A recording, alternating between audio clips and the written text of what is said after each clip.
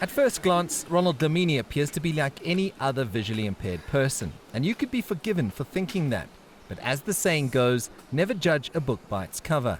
The former South African MMA champion was a dominant force before his promising career was cut short.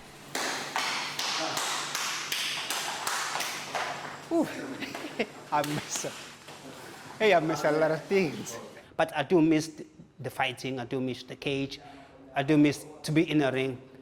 What really calms me down is to be at the dojo and training. That calms me.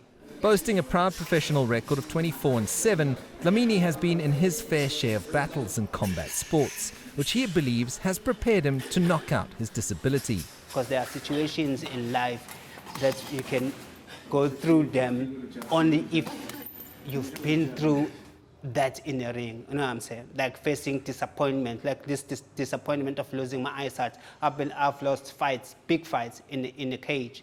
You know, now that I cannot see, I feel like I'm still in the fight. I'm behind on points. You know, I just have to win it. While completing his transport and logistics diploma, he was shocked by stories from his classmates who were taken advantage of, abused, beaten, and robbed because they were blind, and he decided to act. As I'm sitting here now listening to these bad stories, and I started feeling bad for them. I was like, no man, there's something I can do. You know, it started like that. You know, I started doing it a little bit at a college for the blind with 2 guys, and then they liked it, and then more people came, and then they started growing and growing and growing. It has been a journey of self-discovery for the man who was once the most feared welterweight in the country, and now is spreading a message of hope as a motivational speaker.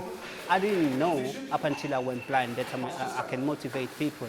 I didn't know all that, you know. So like, you can only know once you are alone and you start meditating on what next you can do. Don't think too much about what you cannot do. Think about what you can do in that situation.